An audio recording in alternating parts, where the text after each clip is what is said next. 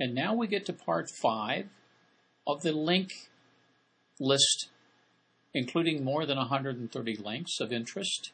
And if you study these not these 105, but part 5, you're going to find that many more people have contributed than you realize.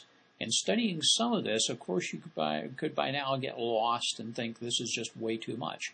The problem gets to be deciding what you need to pay attention to, what you need to study next. And hopefully some of these links will bring you down that line of thinking. Your logic will bring you to the point of saying, this is efficient for me to study these 3 things and ignore the other 33 or 13, because my project doesn't need to be that complicated, or it needs to take this direction first. Watching what other people do, downloading sample stacks, and taking them apart is a good way to learn. It can be time-consuming if you're taking several stacks, taking them apart, and then figuring out that you really shouldn't have started on those first. There are others that would have been more valuable. And of course, hindsight it's usually very effective when you're studying. Hopefully what you'll get from these links is a good perspective, and you'll be able to accomplish quite a bit. And so, enjoy. And I'll paste it in here.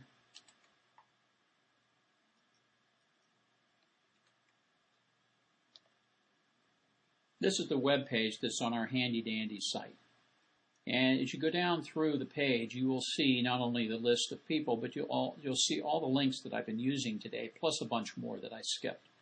The idea is that we were trying to pull a community together. There's a lot of old stuff out there that helps us, and a lot of people we should probably just contact to see if we can get them more involved. Maybe they'll put up another web page.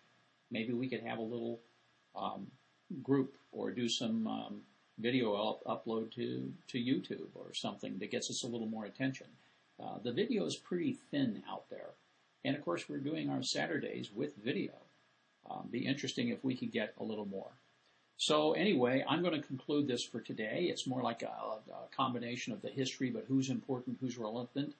The energy really is in, and I'm just going to go back up at the top and make it my final little slide here. The people that give the talks just last week are the ones that are invited and saying, we have important stuff to say. They put a lot of work into it. And except for 2 of them that we know of right now, they're valuable people. They're important. And the others will remain nameless. So the energy, and I just have to tell you that the energy at the Run Rev Live conference in San Jose was very strong. And when I asked people what the live code meant to them, they all gave kind of like technical answers, or kind of in general what it meant to them. All good responses. But what it means to me is that 50% of the reason people want to get involved in live code and stick with it is because of the community. The community is live. And that's the 50% that brings people much further along, because they get inspired to stick with it, and then they get inspired to do more. So I hope that people benefited by all these links out there. There aren't that many really good links beyond what I've shown you, which is a shame. We should have a lot more good stuff out there on either websites, FTP sites, again, the video, Facebook, Twitter. So hopefully this has inspired a few people to sort of get organized a little bit. And please send me the links you want to have added to this page, because I'll be editing this to update it, and hopefully we'll have more good stuff. We'll put it in better categories. So with that, I'll conclude for today. And hopefully if there are any questions, they'll be brief, because I know I've gone on for a while. And I will keep the microphone on when I answer the questions. How about that? We'll make a deal. Thank you very much.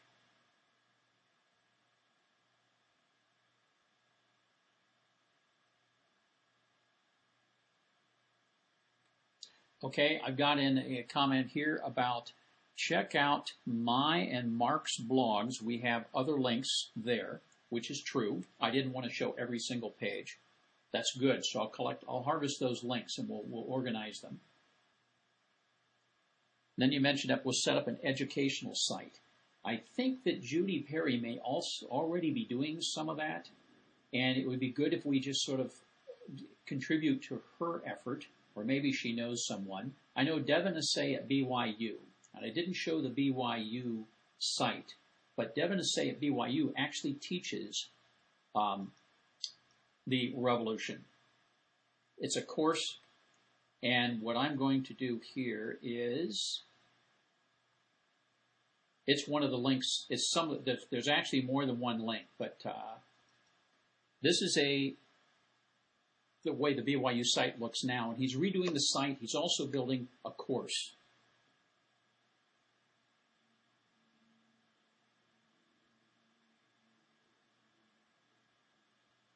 Let's see, we have, okay, I see Buttercup has put in a link. Good, Livecode in Education, we're getting that going there.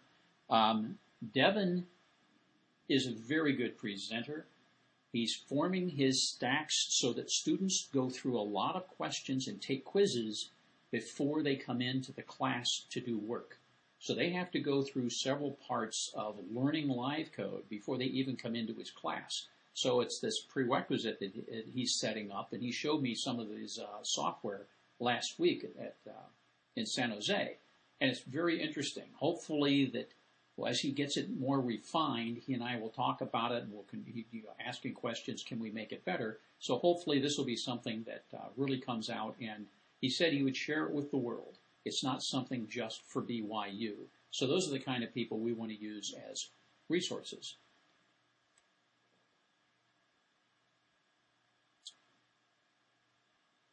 Oh, good. We have a good one we need to add in. So I got a lot of updating, it looks like. This is good. And what I'll be doing is letting people know on the list, because we'll announce on the Use Revolution list, that we have this compilation of links. And we'll hopefully categorize it better and put it into maybe a couple different pages. But I think the area of education is so good because that includes hundreds of people who are just getting started with Livecode or wish they knew, had more time and learned more. Who do they trust? Where do they go? And that would be a cool thing to promote for our group. And then some of those educators, like, well, we already had a presentation from Judy, so she's off the hook for at least another week or two. But we'll get some other people, especially this summer when they have extra time. We can get some of the work they're doing.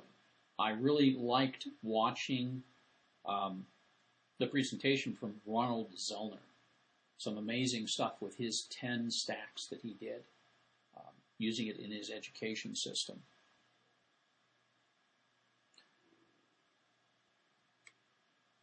Well, I think Judy Perry is off the hook for at least a few more days. I would stand by that.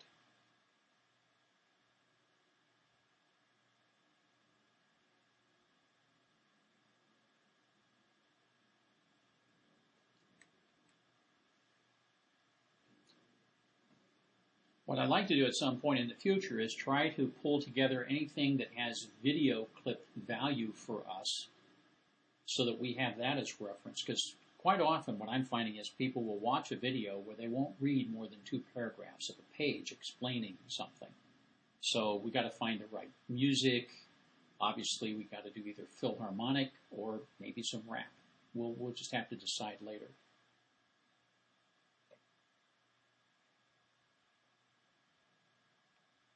Okay, someone's passing the buck to BYU.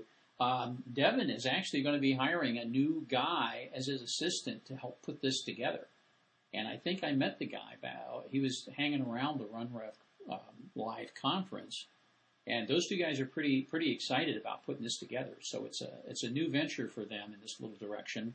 And it could be we'll get a presentation or two out of them on their philosophy and thought and how they put it together. This is directed to college students as a course, so they gotta get a grade on this one.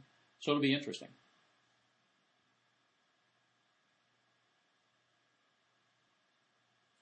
Mark, you just mentioned the slideshow about Hypercard showing about 100 very cool stacks.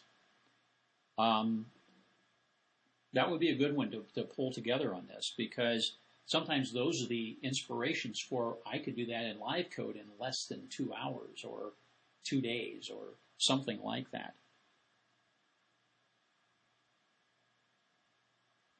Okay, I'm reading the